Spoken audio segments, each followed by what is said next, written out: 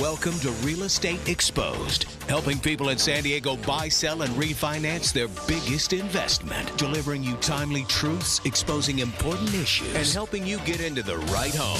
Here are your hosts, real estate expert Daniel Beer, top-ranked professional by sales volume at one of San Diego's largest brokerages, and his mortgage partner, Todd Pianin, with over $2 billion in funded loans.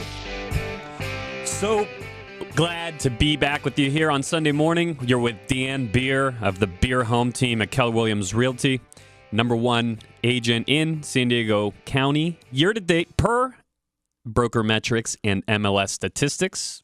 #1 agent? In volume and sides. You are awesome. So there's different ways of measuring this thing. So Right. being very specific, per broker metrics and MLS.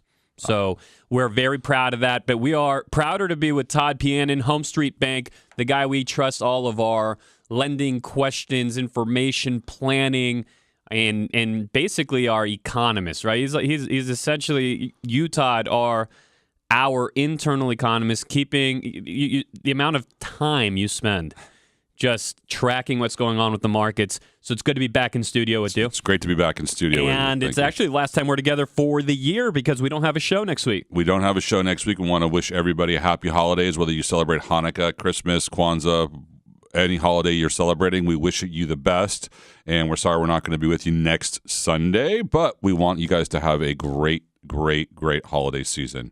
One of the things that I want to just make a shout out to Dan, and if you guys missed it, you guys were fools, because we had, in my opinion, one of the best home selling seminars that we've ever had in the history of home selling seminars. And we're going to give you, at the turn of the year, we're going to actually announce publicly the next round of our home selling workshops. It was packed house, unbelievable reception. It really was highly informative, and everybody walked out understanding precisely what needs to be done if they're going to demand more out of their home sale, and if we're going to defeat this common enemy we all have, which is the mediocrity that we are fed by the masses and their very simplistic process, which does not strategically position you for the best and possible home sale. At the workshop, everybody walked out with exactly just knowing what had to be done. So here's the thing. And Dan did an incredible. I mean, I have to tell you that Dan, we retooled the presentation. We were out till almost midnight the night before, just redefining it, and Dan killed it. So we're going to announce the next ones at the turn of the year. Just early January 2017. We're going to announce when the next ones will be. But if you want early bird access, by all means, give us a shout. Here's a phone number. You can reach us for that or any other real estate or mortgage-related question. Number's 800-676-2420.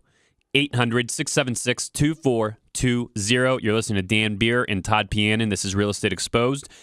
Jumping in here, the biggest trend right now in real estate, residential real estate, what we're seeing is that we are starved for inventory, more so than we've even been over the course of last year. At this moment, this is when all of the sellers tend to absolutely go into hibernation, right, and there's just nothing out there. Todd, we're seeing neighborhoods where there's traditionally 15 or 20 homes for sale, right, with three homes for sale, right? Down from 15 to 20. We're seeing neighborhoods where there's traditionally 45, 50, 60 homes for sale. Right. Currently have anywhere, in that 15 or so homes. So inventory is so thin, and the smartest home sellers are making out like bandits because the buyers have no choice. The buyers have to, they're paying up. Well, so like we usually talk about on the show, I mean, how many months of inventory is on? Do you have any clue on how many months of inventory is on the market right now? So I'll give you months of inventory, but check this out. Okay, because if you're thinking, well, I want to sell my home, but let me wait till spring. Let's just go to the data, all right? We're data-driven people. Right. We don't bring you opinion. We bring you, even when we're talking about, our 5-day blitz trademarked home selling process, right? Which will predictably have your home sold in 5 days. Even when we're talking about that, we're not talking about it from a standpoint of opinion, but rather it's been time tested over the course of hundreds of home sales. Yes. Same here. look at the data. Let's go back to January 2016 because we're about to hit January. Hold on, let me go back into my time machine real quick. All right, hold on. We're going to pause for a second. There you go. I'm back. So take a look at what happened. January 2016, there were 5,641 homes on the market in San Diego County. Okay? That's not that much, Dan. It's a very low number. Okay. Very, very, very low number. So 5,641. Right. Then go to February. You're at 5,890. Go to March. You're at 6,232. Trending up. Go to April. We hit 6,232. Or excuse me, I messed up for you there. March, we were at 6,027, and then April, 6,232. May, we gained another 100 listings. We're at 6,393. And then finally, June, it popped to 6,887. And then July popped up again to 7,231. Because that's the media garbage that's out there telling us that we should put our homes on the market in June and July, right? Is that what you would say? What the masses are all going to do this year coming up, just like they did last year, just like they did the year previous, what the masses are going to do... Should we call them zombies or masses? You know... They're people that just aren't exposed to the information we share on a show like this. Right. Okay. That's a politically correct way of saying it, Dan. It's the truth as well. Right. I mean, that's just what it is. I probably would be doing the same thing if I wasn't exposed to the information we have too. And so from January through July, the first 7 months of the year, inventory rose in 2016. Now, what happened? Since July, it dropped in August, dropped further in September, dropped further in October, dropped further in November, and it's dropped. We don't have the official December numbers because December's not over yet. But we know it's dropping. You are at the lowest inventory point that you're going to see probably from here till midsummer. Think about that. So does that mean it's a better time to sell with less inventory on the market, or is it a better time to buy with less inventory on the market? I'm a little kind of confused on that. Well, if you were a restaurant owner, do you want the restaurant where there's about one seat available, one table, or the restaurant where it's just wide open and empty?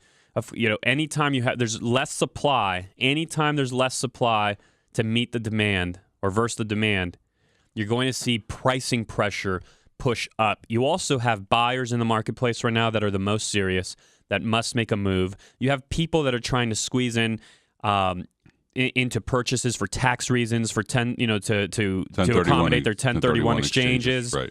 You have people that must purchase, and they have nothing to purchase. If you want to understand how the 5-day blitz, which over the course of this last year has achieved a 4.4% better list to sales price ratio than the market average, okay? Right. We've achieved, using the 5-day blitz program that we have, we've achieved a 99.4% list to sales price ratio versus the market average of 95%. That's almost like selling your house for free, Dan, using the 5-day blitz. That's exactly right, because you're literally on a $500,000 price point, median price range.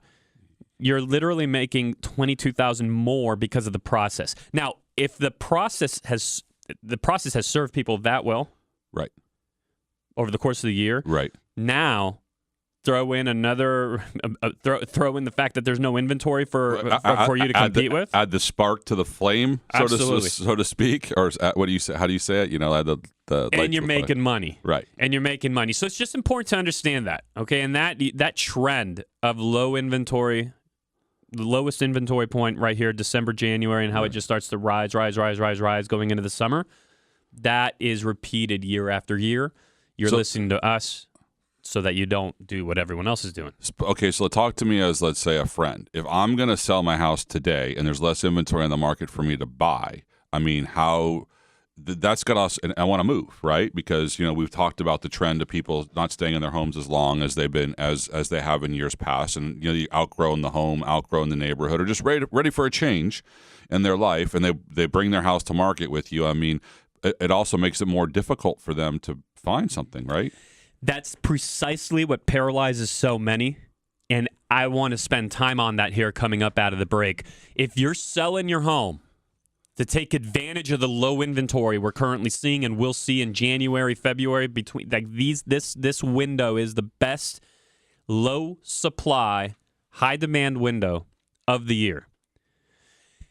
But what about your purchase? What are you going to move into? Well, coming up out of the break, we're going to show you how you can gain access to more, how you can access inventory nobody else is seeing, and we're going to tell you exactly how to do it. That's next on Real Estate Exposed with Dan Beer and Todd Pianin. If you need to reach us, it's 800-676-2420.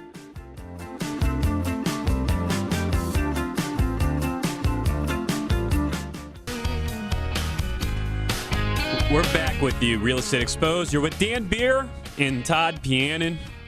A very, very warm holiday greeting to you. And I want to send a very warm and very heartfelt holiday greeting to the Beer Home Team. Our team who just has phenomenal people that I'm so blessed to work with every day. I say thank you often, but that never makes it enough. And I'm really looking forward to a year coming. And thank you to your team, Todd, because you guys are like the secret weapon we have in the back that just lets us move at such an incredible pace because we can always count on the financing to come through. So we're here with Todd Pianin, Home Street Bank. Thank you, Dan. I totally appreciate that. I mean, we do too. We appreciate you guys more and more all the time. You guys are like the best team to work with. I mean, everybody from all your buyer's agents to your TCs to your listing specialists. I mean, to Casey, to everybody to Laura, everybody on your team is just a pleasure, and you guys just get what needs to be done, and you're awesome. So thank you. So we're talking coming out of the break about taking advantage of the low inventory that we see at this time of year every year. Well, let me ask my question to you again. Sure. So that way the listeners who were driving and didn't hear the question. So coming out of the break, we were talking about now's a really good time to sell your house. But I'm talking to you as a brother right now, and I'm saying, okay, you're telling me there's low inventory on the market at the moment. So I put my house on the market. I get a great return by doing the 5-day blitz through you. Pick up actually 4.4% more in value. I mean, money to me on the sale of my house. But because there's such low inventory, where the heck am I going to move to? So that's the worry that almost every buyer has when they're taking advantage of the market as a seller. But how do they buy? Right. Okay. If you're finding yourself in that same position, here's the deal. I'm going to just throw the question back at you. Why are you limiting yourself to only the inventory that you and all the other buyers see publicly for sale? Why are you limiting yourself to the same behavior that everyone else engages in by only going after the next property that hits MLS, hits Zillow, is on open house? Why are you limiting yourself there when you could open your world up to inventory that nobody else yet sees? Here's a concrete example. Yeah, I want to hear this because I'm at the edge of my seat right now waiting for you. Just 3 days ago, we were at a very nice family's home here in town in the Rancho Bernardo area. And they so they want to sell now, but they have this exact identical fear. And they actually had already identified a home in the neighborhood that is for sale, but that, they're just not sure if that's definitely the one for them. And also even if it is, they still want to sell, and by the time they sell, that one might be gone. So what happens if that one's gone and then they sell and then, that home isn't available anymore? So they want to make sure they don't end up homeless. Right. Exactly. Which is a pretty rational thought. Right, which is what I'd be worried about. Okay. So instead of only looking at what's just openly available, here's what we're doing. We found out exactly what the floor plan is of that house. Right. We have now found every other home with that floor plan and similar floor plans in the neighborhood. Those homes are now being door knocked, mailed, and called. When we're letting them know we have a buyer who is having trouble finding anything in the area. There's very little inventory. They're looking for exactly your floor plan. Right. Are you interested in speaking to these people and seeing if you have a fit and you might be able to sell your home? And look, no one's going to sell their home if they're just not planning on selling their home. Right. But what we know, if you were listening to the last segment, is that inventory will be rising every month from here through the midsummer. And so there are homes around you and in the areas that you're focused on that will be coming for sale. They just haven't publicly raised their hand. Right. But that conversation's happening at the kitchen table. And so we will work to do that. And the reason we can do that is because we have specialists on our team that handle every piece of the puzzle rather than just acting solo as a solo agent and being a generalist. The saying that's been out there for years is a jack of all trades, master of none. Right. Well, rather than doing that, we've structured the business in such a way that we can go deep. So not only can we identify all of those homes that haven't yet publicly raised their hand and try to get to them while they're having their kitchen table conversations, and we can find you inventory that isn't publicly available, but now let's get creative. Let's go really deep. What about people that were trying to sell their home a year ago who ended up renting their homes and the rent is coming due just about now? They might be getting ready. The renter is leaving. Exactly. Got it. Most leases are 1-year leases. Right. Well, why don't we contact people that rented their home out a year ago where that rent is coming due? Why don't we go after people that tried selling their home a year ago, 2 years ago, 3 years ago, weren't able to, and might want to sell now? You cannot. This is the most frustrating thing. So you're finding the market for you're actually finding the. Yeah, but man, what kills me is that everyone is just being average, just looking at what everyone else is looking at. Look, I'm not using average as an insult. Yeah, but and by definition, if you do what everyone does, that is the definition of the average. I understand that, but that's what but that's what we're all used to, Dan. That's not. And so my passion is to spark a movement where home buyers and home sellers expect more than the status quo. And that is critical. It's critical that you expect more. You deserve more. You've worked your tail off to get to where you are in a position to purchase a home in San Diego County. That's not an easy feat for some people, at least in their minds, even though it's far easier than they think it's going to be, because the reality is there's very low down payment loans, and loan limits are up, which we'll touch on in a moment. But in any case, look, buying a home anywhere in the country, it's an accomplishment. And you deserve more than just piling in to the next home that hits Zillow, which is what all the other buyers are doing. And so what's the success rate on that, Dan? I mean, like 23% of the home purchases that we're doing have never hit the market. Wait. 23% Our most successful buyer specialists on our team, 23% of the purchases have never hit the market. We literally have a team of people that are calling and identifying inventory that we then present to our clients before it becomes publicly available to anyone else. That's because we're finding people having that kitchen table conversation. That's almost like concierge realty right there, if you think about it. I mean, it's concierge realty. It's a complicated process in the 9 minutes we had for this segment, right, to really understand it. But bottom line, if you want more and access to more, just give us a shout. The number's 800-676-2420. You're listening to Daniel Beer Home Team, #1 Keller Williams team in the region, and Todd Pianin, Home Street Bank. Give us a shout. Let's talk real estate. Ask your questions. Ask those questions that you don't feel comfortable posting online on Facebook and other areas where you can find us as well. Right. Number's 800-676-2420. But Todd, I hope I answered your question.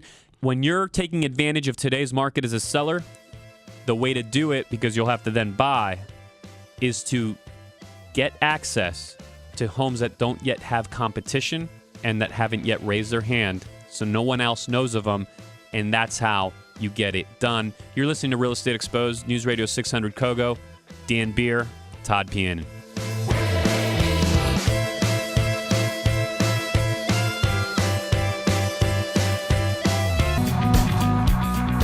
Welcome back. We're with you here. Dan Beer, Todd Pianin, Real Estate Exposed. Major news coming this past week. The Federal Reserve, for only the second time in a decade, has raised the federal fund rate. Todd. Yes, sir. Todd Pianin, Home Street Bank. You were here. I'm Dan Beer. Beer Home Team. Todd, what does it mean that rates have gone up? A quarter point hike, right? Right. Janet Yellen raised rates by a quarter point on So why Wednesday. did they do it? Well, they did it for a number of reasons. One of the reasons is they're saying they want savings accounts to pay more. That's one major reason. That's Do you buy that? No, I don't buy that. I don't buy it either. But that's one reason.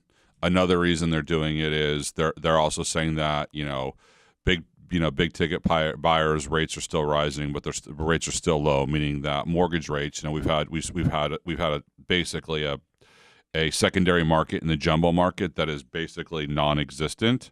So they're, I think, hoping that if they can do this, they can help stimulate the secondary market in the jumbo arena, and maybe that'll will bring more people in there because it'll cause those interest rates to rise.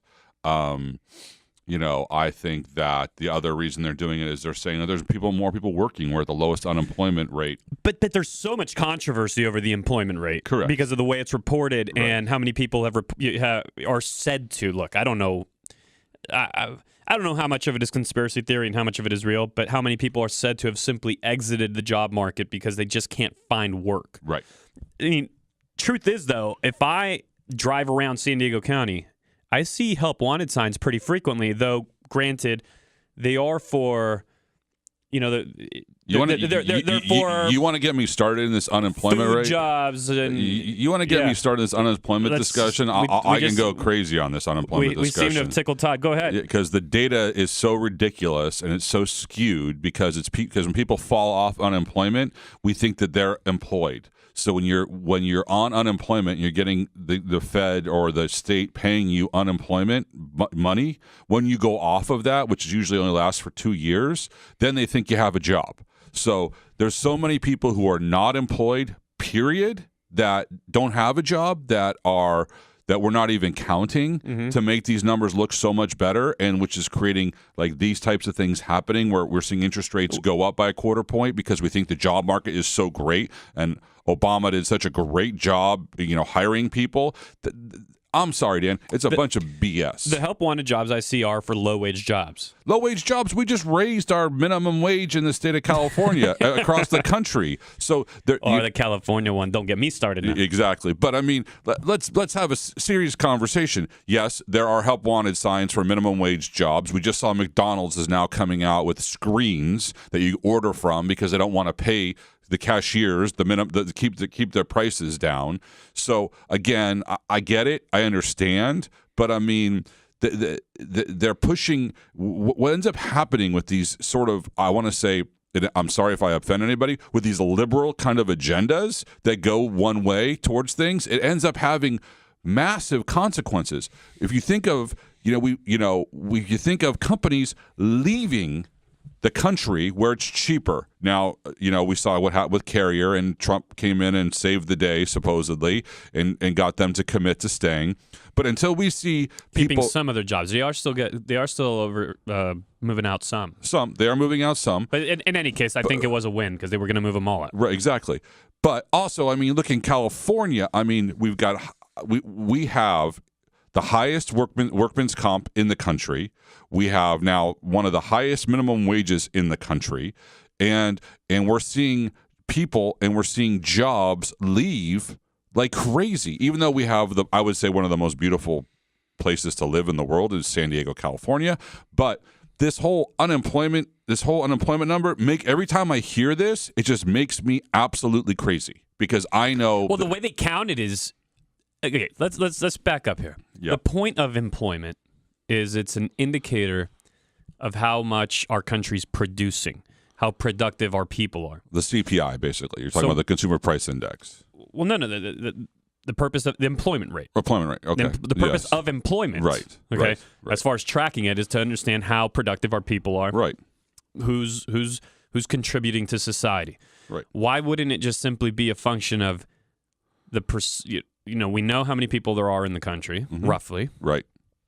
But We we don't, but okay. roughly. I mean, we have a number we go by Right. per the census, Right. and we know how many of those people are of working age. Right. Why not just count the people of working age that are working and divide that by the people of working age, and you have an employment rate right there. Or payroll taxes. That should be the employment rate. Payroll taxes, there's an easy one. We're actually reporting the numbers. We're showing the numbers. We're paying the government the numbers. But what happened to the $900 billion that were supposed to be set aside for roads and bridges and all kinds of stuff that, our existing president promised that would have created jobs? These jobs never appeared. And the future president's promising the same, by the way, so we'll see what he does. Yeah, we'll see what he does. In any case, there is a rate hike of 1/4 point. Correct. Okay, you're listening to Real Estate Exposed, Dan Beer and Todd Pianin.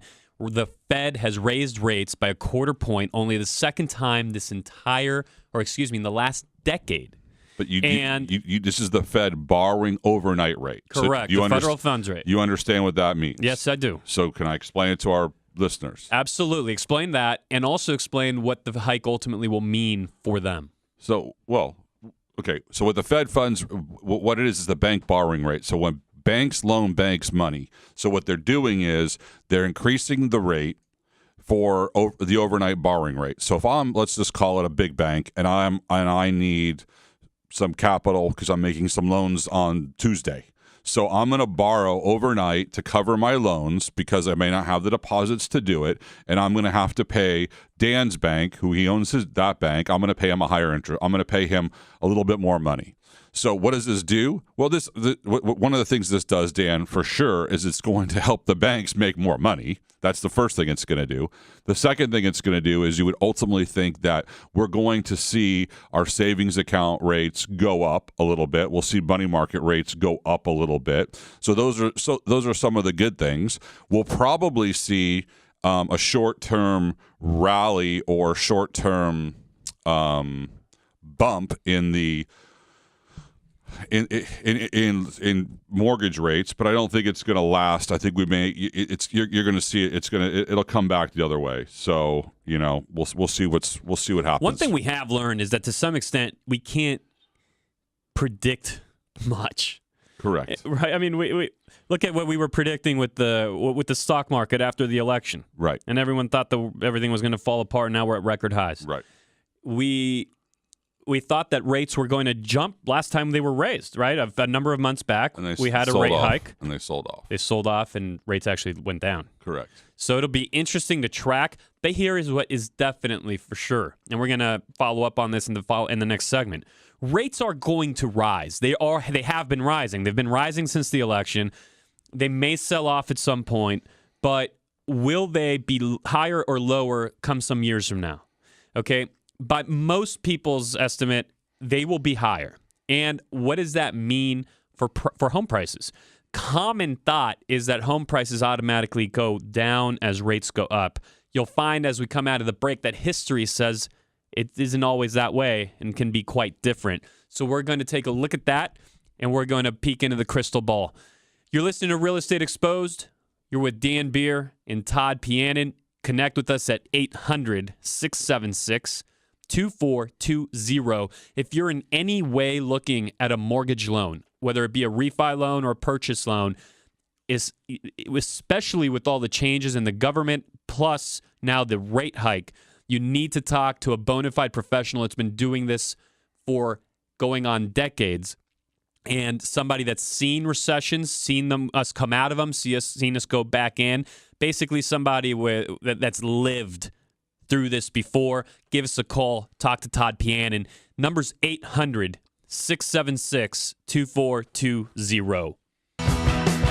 Daniel Beer and Todd Pianin welcome you back to Real Estate Exposed, our final segment. And the common train of thought, what you get taught in business school or in Econ 101, right, is that as interest rates rise in the marketplace, home prices drop. And that idea is sold to us as rule of God, right? It's the gospel. And so if we look at history, because Todd and I like to look at history, Right. that's what we've been doing actually throughout the entire show today, Exactly. is the last 4 times that you've had a major Rate hike, right, or rates going up. Yeah, because there's a difference. There's a difference. Rate hikes and rates going up are two different things. But when the actual lending rates people are borrowing at have jumped, the last 4 times there's been a significant jump, they've actually been followed by home price increases.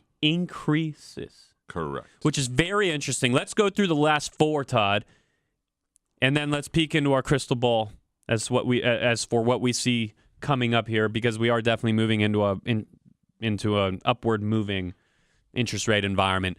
So take us back, Todd, in 1983 and 1984. So in May of 1983, we saw interest rates go from 12.63. That's right, people, 12.63 to 14.67 in July of 1984. We saw the home prices change. They went up. Home price values went up 6.6%. Then let's march on over to March 1987, where we saw interest rates, again, people, 9.04. And then in October of that same year, 1987, we saw interest rates go to 11.26. We saw values go up by 5.2%. Let me recap that. Rates went from 9% to 11.26%. Just a dirty, that's such a dirty word. People have never heard interest rates that high. I know, amazing. So rates actually jumped an entire 2.2%. And values went up by 5.2%. Home values rose. Yes. Okay, so that was 1987. What happened in 1993, 1994? So we went from 6.83% to in October of 93 to in December of 94 went to 9.2%, and home values rose by 1.2%. So finally, where we got the big increase in home prices, take me to 1999, 2000. So this is crazy. We had rates of 6.92% in 2000. Rates marched up to 8.52 in May of 2000. And Dan, what would you have thought there? Just throw out a number. What do you think values would have increased in that kind? I mean, you're talking about almost a 2-point. Well, we would have thought rate. that the values would drop, is what we thought would happen. Yeah, well, they went up 10.9%, almost 11%. So listen, guys, this is data straight from Wall Street Journal. Okay, that's actually the source we're reading from. The last 4 times that there's been significant increases in interest rates, counter to what we are all taught, home prices have actually come up. There's a because you understand about it's also inflation, right? Exactly, because interest rates don't occur in a vacuum. There are other economic factors happening. Right. And here's something that I don't think I've ever heard discussed, but I'm really just coming up with it as we speak, but I'm looking at the data. Right. And look in front of you, Todd. We went from 14%. Okay, so we've just talked about 4 hikes. Right. The oldest one was in the 14% range. Right. The next one, as we move to the present, was at 11%. Right. Then we were at 9%. Right. Then we were at 8%. Yes. Okay, all of them were hikes. Yes. But the effective interest rate has been trending down literally since 1983. And we know what's happened since 2000. They hovered at that 8% range. In about 2006 or so, they were about 7%. And then we started hitting the 3.5% range and the 4% range where we're living now. Right. So we have literally seen dropping rates since 1983. Correct. So my theory here on why home prices, one of the factors, because there are so many factors involved, so many. You know, you go to 1999, 2000, you had an entire stock market crash. Correct. So money needed to go somewhere. It flew into bonds. Correct. So, but if you look at it, home prices, I think one of the things that has been propping them up through these interest rate changes, or what's making it's not that interest rates don't make real estate more expensive to borrow on and pay your mortgage. And so, of course, you know, that if we just put that in a vacuum, yes, prices should drop. However, those rates, if you look at them, how they've been dropping literally since 1983, the rate at which in a sense, even though there's rises in that time frame, humans have been used to such much higher numbers that the people that have been purchasing homes all these years, all right, fine, we're at 3.5%, 4%. Well, big deal. I used to live at 15% back in 1983. Exactly. And so the changes, the jumps aren't as they're just making a less impact. And so, like I said, I'm formulating that thought now just as I look at the data, but I think there's something there where, because on a macro level, if you zoom out, they've actually been dropping even as they've been rising in smaller time periods. So let me just tell you, every year I've been in the mortgage business. I've been doing this 20 plus years, right? That's why you're my guy. So we've seen rate hikes and rates come down. There's always a time. There's always been a time to refinance. Every year there's always a dip. Every year there's always a rise. That's the point I want to make. That's what's showing us on these graphs too. You've been listening to Real Estate Exposed with Dan Beer, Todd Pianin. On behalf of my team, the Beer Home team at Keller Williams Realty, we are very blessed to have spent our year with you. This is our last show for 2016. Wishing you a blessed holiday season and a phenomenal, kick-butt, beautiful new year. We are looking forward to seeing you again on the other side.